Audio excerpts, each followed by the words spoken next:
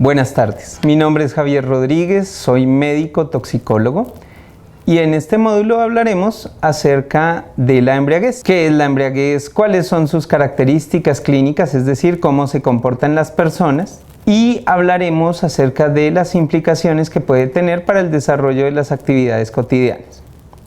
Vamos a enfocar este segmento de nuestro curso en tres elementos principales. Uno, ¿qué es embriaguez? Ya previamente han escuchado un poco acerca de otros aspectos como la química y la farmacología del alcohol. En este momento nos enfocaremos en la embriaguez, cómo se manifiesta en cualquier persona. Dos, trabajaremos lo correspondiente a los tipos de embriaguez, qué sustancias pueden producir embriaguez, cómo podemos clasificar esos grados de embriaguez, que incluso en el caso de la embriaguez alcohólica es la clasificación que se maneja para efectos de conducción o realización de actividades de riesgo. Y tres, cuáles son las consecuencias que tiene en la vida diaria y especialmente en el desarrollo de actividades que son de alto riesgo como la conducción de vehículos. Cuando hablamos de embriaguez es muy importante tener en cuenta varios aspectos. Embriaguez generalmente es un concepto que se le aplica solamente al alcohol. Sin embargo, cuando hablamos de embriaguez hay que tener muy claro que es una alteración del sistema nervioso, es decir, una alteración de la capacidad de funcionamiento de nuestro cerebro. Esa alteración no solamente la produce el alcohol, por eso la embriaguez puede ser embriaguez alcohólica y embriaguez no alcohólica. Podemos encontrar una gran cantidad de sustancias que pueden producir embriaguez. ¿Por qué nos centramos en la embriaguez por alcohol? Porque eventualmente en la actualidad en nuestro país especialmente es la que más se controla debido al impacto que tiene sobre la conducción y directamente sobre la frecuencia de accidentes y otros problemas relacionados con la salud pública como las riñas, el aumento del delito u otros elementos. Sin embargo, hay muchas otras sustancias, lo repito nuevamente, que pueden producir ese estado. Podemos encontrar desde elementos usados en escuelas, colegios, universidades como los correctores. Algunas marcas de corrector incluso tuvieron que cambiar la fórmula de sus productos porque traían algunos disolventes que se podían oler y al olerlos entonces producían lo que mucha gente conoce como un estado de traba, que no es otra cosa sino un estado de embriaguez. Hay productos de limpieza como el Barsol, hay productos diferentes como el Boxer, los pegantes. Podemos encontrar limpiadores de computadores que contienen compuestos químicos que también pueden generar alteraciones del sistema nervioso. Cuando hablamos de cualquier alteración en el sistema nervioso que se produce por contacto con cualquier tipo de compuesto químico, hablamos de un estado de embriaguez. En ese sentido, siempre hablaremos de embriaguez como una intoxicación aguda. Socialmente solemos aceptar una borrachera o un estado de embriaguez como algo normal. Incluso en algunos casos solemos llegar a la casa y a veces hasta de manera orgullosa hacemos referencia a la borrachera que tuvimos con amigos la noche anterior, pero realmente es una intoxicación. Es socialmente permitida porque el alcohol es aceptado igual que el cigarrillo, pero al igual que otras drogas como la marihuana, la cocaína, las anfetaminas o cualquier otra droga que pueda alterar el sistema nervioso, son potencialmente peligrosas. Entonces el alcohol en este sentido se vuelve algo que es aceptado y que a veces por eso no detectamos la peligrosidad que puede traer consigo los efectos que pueden producir sobre una persona. Entonces, primer concepto claro es que la embriaguez no solo la produce el alcohol, la pueden producir muchas sustancias. Y en ese sentido hablamos de embriaguez por alcohol y embriaguez por otras drogas diferentes. Segundo elemento importante, la embriaguez siempre trae consigo una alteración de la función mental. En este caso la función mental viene dividida en tres alteraciones importantes. Una es la conciencia o la capacidad de reacción, 2, la capacidad de tomar decisiones y 3, la capacidad de reaccionar frente a estímulos súbitos. Por ejemplo, que yo vaya conduciendo y se atraviese un perro o se atraviese un peatón, se atraviese un ciclista. Todas esas 3 condiciones están siempre afectadas por el alcohol o por cualquier otra sustancia que produzca embriaguez. También puede alterar otras funciones como la capacidad de autorregulación. Por eso muchas personas cuando están en estado de embriaguez se sienten mucho más confiados para conducir, porque tengo menor capacidad para distinguir lo bueno y lo malo y generalmente me siento mucho más confiado en lo que puedo hacer. Podríamos decirlo en términos básicos, me siento un poco más como un superhéroe y creo que puedo hacer todas las cosas y que no me va a pasar nada. Entonces hace que yo me sienta mucho más confiado y que pierda esa noción de peligro, que es simplemente un elemento que me protege para que pueda ocurrir cualquier tipo de accidente o cualquier tipo de condición. Reduce el riesgo de que yo me accidente. Entonces, cuando se pierde esa capacidad de autorregulación y de reconocer los peligros, simplemente mi riesgo de accidentalidad va a aumentar. Cuando hablamos de embriaguez, el otro concepto importante es tener en cuenta que se relaciona principalmente desde el punto de vista médico-legal con las actividades de riesgo. ¿Qué son actividades de riesgo? Cualquier actividad que pueda incrementar la posibilidad de accidentarme o de poder accidentar o lastimar a otras personas. Por eso no solo la conducción, sino la operación de maquinaria pesada o incluso maquinaria liviana que pueda ser en algún momento peligrosa, pilotear aviones, hacer trabajos en altura. Todo ese tipo de actividades siempre van a ser actividades de alto riesgo y requieren un nivel de atención superior. Por esta razón, en el caso de la conducción o cualquier tipo de actividades de este tipo, es que se hace tanto énfasis en no realizarlas bajo el estado de embriaguez debido a la alto grado de atención que debo mantener de manera permanente. Las sustancias que producen embriaguez las puedo clasificar en 4 grupos principales. Existen las sustancias que deprimen o que duermen el cerebro, depresores del sistema nervioso, como el alcohol.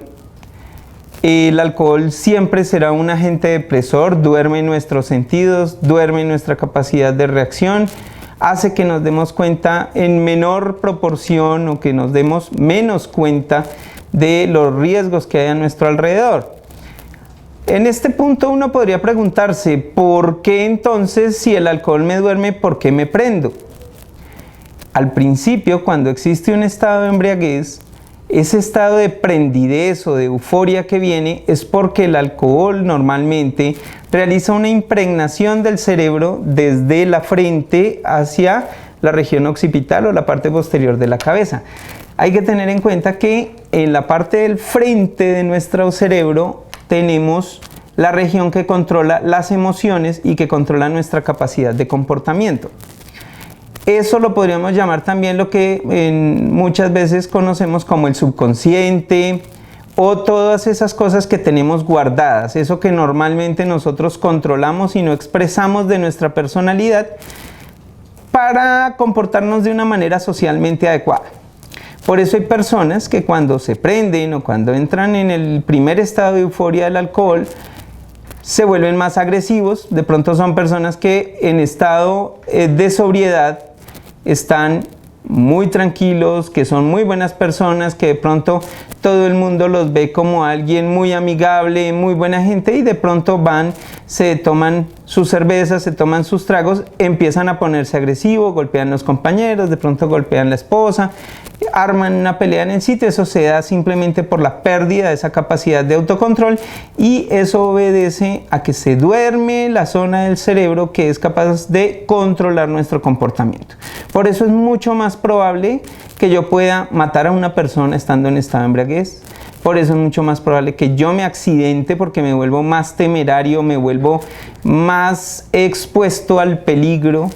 Es mucho más probable que yo tome conductas de riesgo que en algún momento les mencionaban, por ejemplo, de tomar o tener relaciones sexuales de manera más desprotegida, mucho más descuidada, porque no tengo la capacidad de valorar esa circunstancia.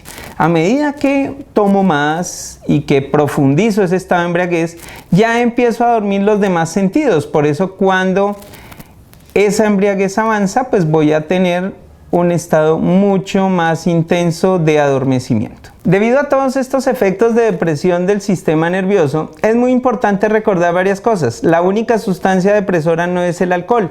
Diariamente consumimos diferentes tipos de productos que pueden ser depresores. Muchas personas consumen, por ejemplo, medicamentos antigripales que traen antialérgicos, que son los antihistamínicos y que producen sueño.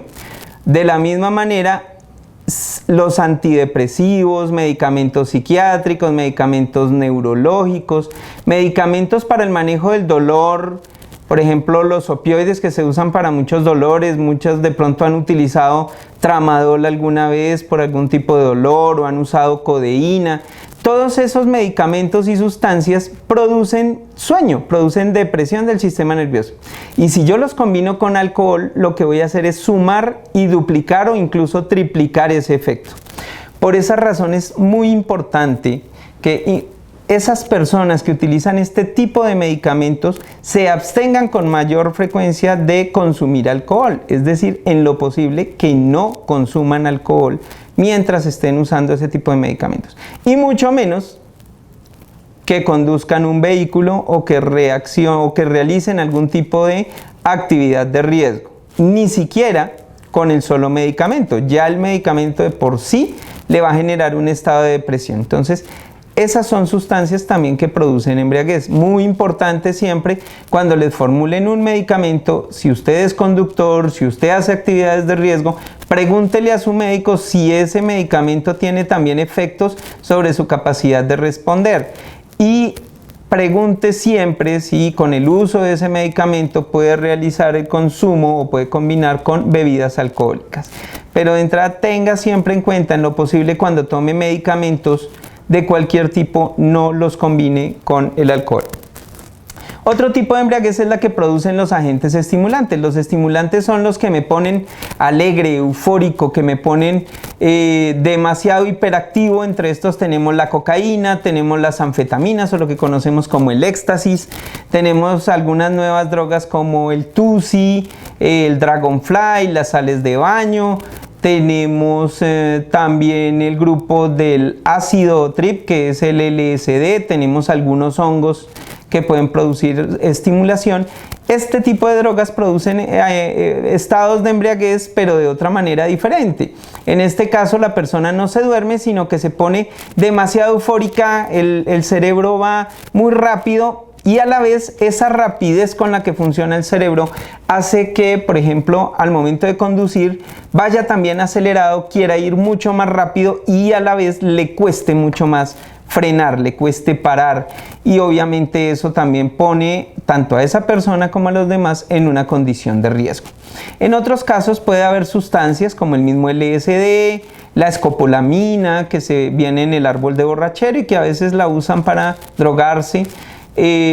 Algunos hongos que se consiguen en tierra fría que tienen una condición especial de embriaguez y es la producción de alucinaciones, que lo que van a hacer es que yo no vea la realidad como está normalmente, sino que la voy a ver de una manera alterada. Entonces yo podría ir conduciendo y si estoy en un estado de alucinación, de pronto veo animales corriendo por la calle que no están ahí, veo elefantes morados, veo colores, veo florecitas, ¿sí? De pronto veo que el volante del carro me habla y empiezo a percibir de manera alterada todo mi entorno y obviamente voy a perder la capacidad de concentrarme y de comportarme y va a incrementar el riesgo de un accidente.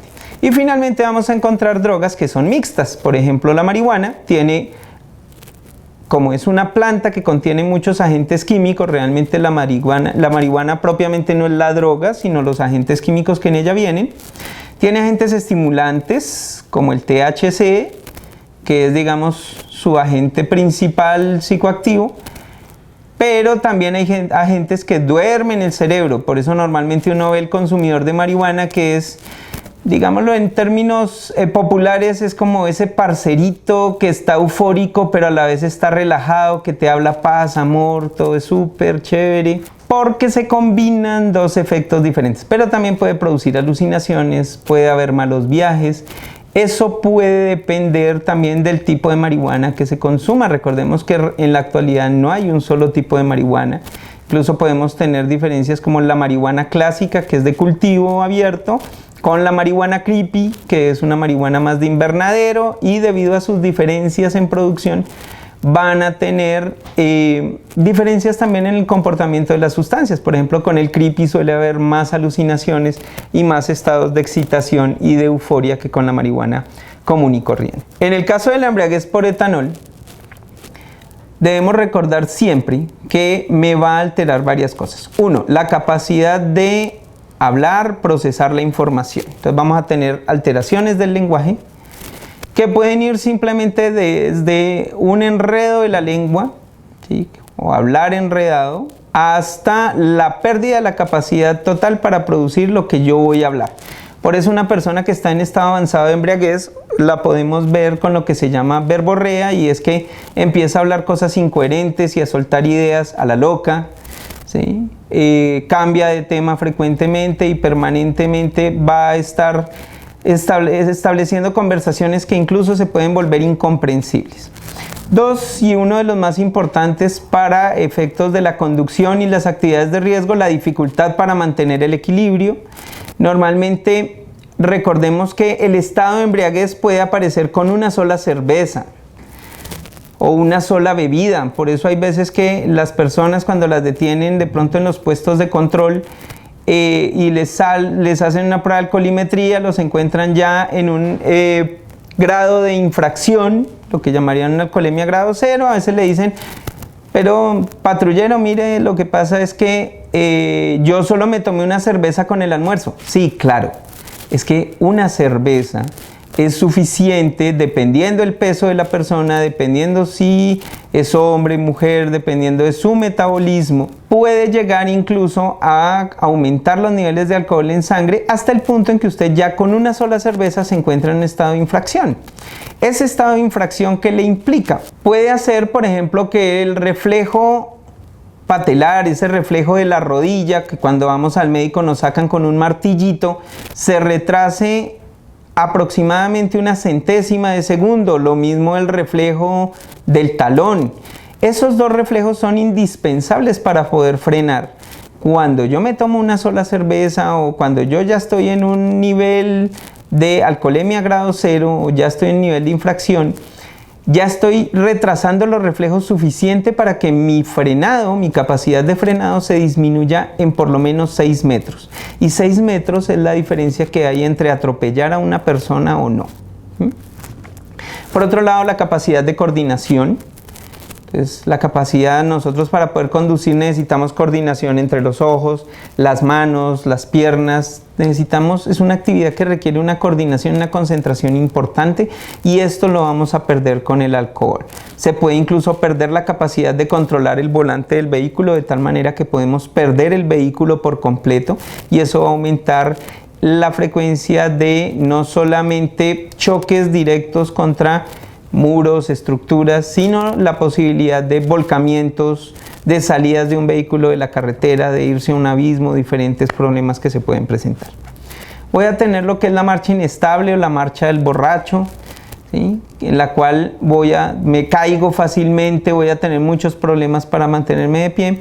Y otro elemento que se da con frecuencia es que a medida que va avanzando la embriaguez, los ojos empiezan a bailar, que es lo que los médicos conocemos como el nistagmo. Normalmente es que poco a poco los ojos, que deben estar centrados en un solo punto, empiezan a perder esa capacidad de estabilizarse y empiezan a hacer un movimiento de este tipo.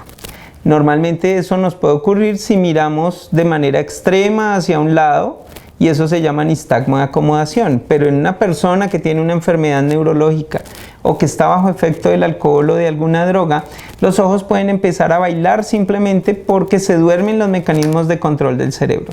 El hecho de que los ojos bailen permanentemente lo que va a generar es que usted empiece a ver borroso y que empiece a perder y se le empiece a distorsionar completamente la imagen de lo que tiene al frente. Por eso mucha gente a veces cuando se emborracha habla pues de no poder reconocer cuáles eran las luces del vehículo que venía al frente, que las veía doble, y eso se da porque se pierde esa capacidad. Eso nos ocurre a todos, independientemente que yo trate de evitarlo con alimentos, hidratándome mejor, etcétera. Llega el momento en que el cerebro tiene una impregnación tal de alcohol que eso va a ocurrir. A todos nos va a ocurrir, a algunos de pronto se les puede demorar un poquito más, dependiendo de la cantidad que tomen, con qué velocidad tomen, pero siempre va a ocurrir cuando llego a un cierto nivel de alcohol en la sangre. En ese sentido, entonces, podemos resumir los síntomas y ustedes podrán encontrarlo en una de sus tablas. Vamos a encontrar la tabla que relaciona la alcoholemia y sus síntomas. Pueden encontrar que en el grado conocido como alcoholemia nivel 0 o la alcoholemia grado 0, que es el nivel entre 20 y 39 miligramos por ciento, puede haber ya esa pérdida de reflejos y un ligero sentido como de euforia, como que estoy feliz, me siento relajado. En el grado 1 de embriaguez, ya no hablamos de alcoholemia grado 0, donde en teoría no había mayores síntomas. Pasamos al grado 1 de embriaguez, donde ya empiezo a tener algunos problemas como confusión en el pensamiento, me empiezo a volver un poco lento para organizar mis ideas, a pesar de que me siento prendido, porque mis emociones están desinhibidas. Yo en este momento me siento el rey, o en algunos casos la reina también. Podemos tener la alteración de los ojos empiezan a bailar, puedo empezar a perder la capacidad de enfocar la visión. Empiezo a tener anestesia o hipoestesia, entonces mucha gente habla de que apenas empieza a tomarse, le empiezan a dormir las manos, siente las manos como más gruesas. Eso es porque se empiezan a dormir los nervios periféricos y se produce un estado de anestesia o de hiposensibilidad. Posteriormente, en el grado 2 de embriaguez, que es cuando ya tengo niveles entre 100 y 149 miligramos por ciento, empiezo a tener dificultades para mantenerme de pie, empiezo a tener pérdida de la percepción de profundidad. Entonces, si quiero alcanzar, por ejemplo, uno de los marcadores, yo no tengo que mirar normalmente para saber que los marcadores están acá, pero si yo estoy en un estado 2 de embriaguez, empiezo a tener dificultad para ubicar las cosas en su percepción. Por eso a veces en una persona que está en estado 2 de embriaguez le dan la mano y esa persona, como decimos popularmente, se descacha, tiene que buscar cómo poder coger, o a veces manda las dos manos para poder capturar la mano de quien lo está saludando. Va a haber problemas para el análisis, para poder procesar. Ese procesamiento puede ser tomar la decisión rápida de que tengo que girar a la derecha, que tengo que girar a la izquierda, que viene un semáforo, que debo frenar. Todos esos elementos de nuestra toma de decisiones se van a ver afectados. Vamos a tener un estado ya cuando entramos a la embriaguez de tercer grado, que es cuando ya tengo más de 150 miligramos por ciento en sangre. En ese momento vamos a tener un estado de incoordinación severa, incluso con mucha frecuencia la persona, si se baja del vehículo, se va a caer. Es esa persona que de pronto se sienta, para en un semáforo y se duerme, porque ya la capacidad de atención está completamente perdida. Hay reacción prolongada, eso incluye pues que ve un vehículo que se le atraviesa y no va a alcanzar a frenar a tiempo, porque su cerebro no le da la velocidad para enviarle esa señal de frene, porque se va a estrellar. Vamos a tener ya tendencia al vómito, va a haber náuseas, va a haber somnolencia, incluso en algunos casos la persona se puede empezar a poner estuporoso, que es que se duerme demasiado y es difícil de despertar, y si sigue consumiendo puede llegar incluso a momentos de entrar en un estado de coma. En este sentido, es muy importante tener en cuenta que el único nivel de alcohol en sangre en el cual nosotros no vamos a tener ningún riesgo de accidentarnos derivado de nuestro estado de atención es el nivel de alcohol que está por debajo de 20 miligramos por ciento en sangre. Es decir, cuando no estamos en embriaguez. Tengamos en cuenta que nunca vamos a tener, o con mucha frecuencia, no tenemos el alcohol en sangre en cero completamente, porque nosotros podemos producir una pequeña cantidad de alcohol por metabolismo corporal, de pronto porque fermentamos algunos jugos, pero nunca debemos subir, sin haber tomado alcohol, nunca se va a subir el nivel por encima de 20. Cuando yo ya me empiezo a subir de los 20 miligramos por ciento en sangre, mi riesgo de accidentalidad ya empieza a aumentar. De tal manera que si estoy en una alcoholemia grado 0, ya el riesgo es un riesgo medio de accidentalidad. ¿Qué quiere decir? Que probablemente si yo salgo a la calle tengo el 25% de riesgo con mi vehículo de que algo me suceda. A medida que voy aumentando en una embriaguez grado 1, grado 2, ese riesgo se empieza a multiplicar de tal manera que yo puedo llegar a una probabilidad del 50-60% de que algo me suceda. Entonces cada vez lo menos probable es que yo llegue a la casa sin algún tipo de novedad. Y en la embriaguez de grado 3 o la embriaguez severa ya vamos a tener un riesgo mayor del 75%. ¿Qué significa? Que lo más probable es que si usted sale con su vehículo a conducirlo o si hace una actividad de riesgo con más de 150 miligramos por ciento en sangre, tiene el 80% o más del 75% de probabilidades de que algo le pase en ese momento. Es decir, lo más posible es que usted no llegue invicto a su casa, no llegue a su casa sin que le ocurra alguna cosa, que puede ser algo leve como puede ser algo muy grave. Finalmente, y para ir redondeando este segmento, entonces recordemos que cuando hablamos de embriaguez etílica, lo que se hace es una alcoholimetría en el proceso de tamizaje, que es lo que puede hacerse en una empresa, o lo que hace la policía de tránsito, que es la medición a través de ese equipo, que es el alcoholímetro, que ustedes ya vienen aprendiendo cuáles son los principios y cómo se utiliza. Es diferente a la alcoholemia, que es la medición directa, tomar una muestra de sangre, ¿sí? En este caso lo que se hace es la medición en el aire expirado, pero ambas son igualmente válidas. Y recordemos que en Colombia siempre esos niveles se expresarán en niveles de miligramos por ciento o miligramos por 100 mililitros. ¿Miligramos de qué? Miligramos de alcohol, etanol, en cada 100 mililitros de sangre en caso de la prueba de alcoholimetría. Pero en el caso del alcoholímetro se expresa de la misma forma porque simplemente el equipo a través de ecuaciones calcula que lo mismo que está en el aire es lo mismo que está en la sangre. Y tal como ustedes ya lo han escuchado en los otros segmentos, lo que está en aire es lo mismo que está en sangre. Eso lo haremos a través del alcohol sensor, utilizaremos lo que se conoce como el alcohol sensor, el bafómetro, el etilómetro, que ustedes lo verán posteriormente. Y a través de él entonces tendremos los niveles de alcoholemia o de embriaguez que legalmente están estipulados, que ustedes ya los verán en todo su material. Hablamos, ya en un momento les mencionaba la alcoholemia grado 0, la embriaguez de grado 1, la embriaguez de grado 2 y la embriaguez de tercer grado, que son los 4 niveles que vamos a tener relacionados. No olviden finalmente que hay muchas otras sustancias que van a incrementar ese riesgo de embriaguez. Tengan mucha precaución. Generalmente se tiene la falsa idea de que la única que produce embriaguez es el alcohol y a veces nos confiamos.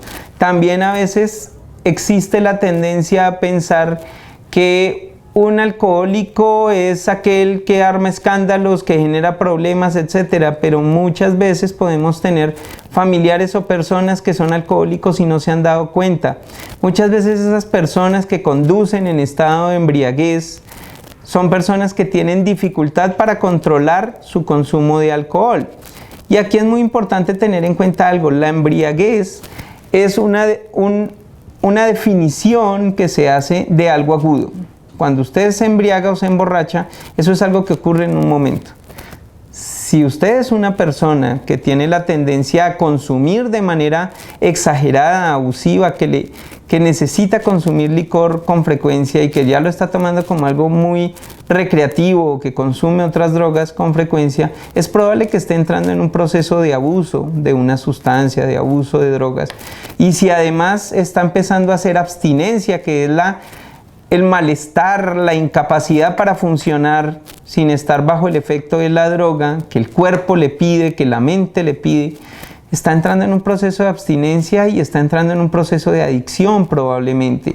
Entonces, muchas personas no solamente pueden tener el problema médico-legal que corresponde a la embriaguez, sino que además puede estar siendo esa la manifestación de un problema de alcoholismo. Entonces, no es solamente el el pensar en los riesgos que implica para conducir, etcétera, sino en algún momento tener la capacidad de autocrítica, de evaluarse y de mirar si realmente es que yo estoy consumiendo alcohol o sustancias de una manera irresponsable, inadecuada, si he perdido la capacidad de controlarme, porque probablemente eso se está convirtiendo en un problema mucho más grave y es una enfermedad adictiva. Finalmente, quiero hacerles mucho énfasis en enfermedades que pueden simular estados de embriaguez.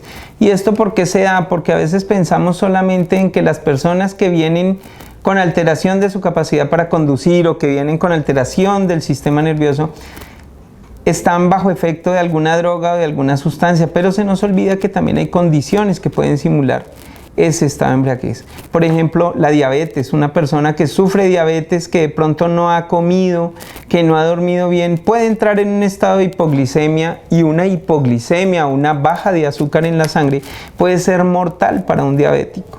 Entonces puede generar, por ejemplo, depresión del sistema nervioso, puede hacer que se pierda la capacidad de atención, puede hacer que la persona se vuelva muy lenta y se comportará muy parecido a un estado de embriaguez. Sin embargo, esa misma hipoglicemia lo puede llevar a un coma, lo puede matar o puede hacer que pierda el vehículo y generar un accidente. Por eso es importante también, aparte de la vigilancia del consumo de sustancias, favorecer los hábitos de vida saludable en el trabajo, tratar de alimentarse bien. Las personas que son diabéticas, hipertensas, que tienen alguna enfermedad de riesgo cardíaco o vascular, también es muy importante que cuiden muy bien su salud. Cuando se detecta una persona, o cuando yo veo que una persona puede estar sufriendo un ataque de hipoglicemia, en el caso de un diabético, o cuando una persona puede estar sufriendo un infarto, sufriendo un ataque cerebrovascular, o lo que conocemos como una trombosis o un derrame cerebral, es importante también pensar que aun cuando esa persona haya consumido licor, se le sienta el aliento alcohólico y esté en un estado de embriaguez, puede tener otra enfermedad potencialmente grave. Entonces no es quedarse solamente con la evaluación de los niveles de alcohol, sino que si sospecho que esa persona puede tener una enfermedad o algo más delicado, aun cuando esté en el estado de embriaguez, requiere una atención médica inmediata. Lo primero siempre va a ser la salud y la vida de esa persona. Puede haber circunstancias, aparte de la hipoglicemia, la trombosis cerebral, el derrame cerebral, el síndrome coronario agudo o el infarto agudo de miocardio, como el trauma. Entonces es muy importante, cuando yo sufro un accidente de tránsito o me golpeé la cabeza en algún otro incidente y eventualmente se observa algún estado de comportamiento anormal, siempre toda persona debe tener una evaluación médica. Si hay un conductor que sufre un accidente, así esté en aparente estado de embriaguez, recordemos, si yo a la persona le encuentro aliento alcohólico, ya estoy pensando que está en embriaguez por el alcohol, porque el aliento alcohólico aparece cuando hay suficientes niveles de alcohol en sangre para que exista la embriaguez. Pero aun cuando yo le encuentre tufo o aliento alcohólico, debo pensar que si esa persona tuvo un golpe en la cabeza, si tiene una herida en la cabeza, si se chocó de frente, iba sin cinturón, se golpeó contra el panorámico, hasta que se demuestre lo contrario, esa persona tiene riesgo de una fractura del cráneo, tiene riesgo de una hemorragia en el cerebro, y si nos quedamos pensando que el problema es solo la embriaguez, esa persona se puede morir en su casa, se puede morir en un calabozo, se puede morir esperando a que lo atiendan. Es importante que si sospechamos eso, pidamos urgente el apoyo de un servicio de ambulancias, trasladar la persona a un servicio de urgencias. Más allá de la sanción administrativa, de la culpa que pueda haber eventualmente, de los efectos legales, etcétera, recordemos, lo primero que debe estar siempre en mente es la vida y la integridad de las personas. Con esto finalizamos este segmento acerca de las características clínicas, las implicaciones de la embriaguez. No sin antes recordarles, estamos para servirles. Cualquier duda o inquietud pueden estar ustedes en toda confianza de hacérnoslo saber, y estaremos pendientes entonces para el resto de actividades poderlos asesorar en lo que sea necesario. Muchísimas gracias.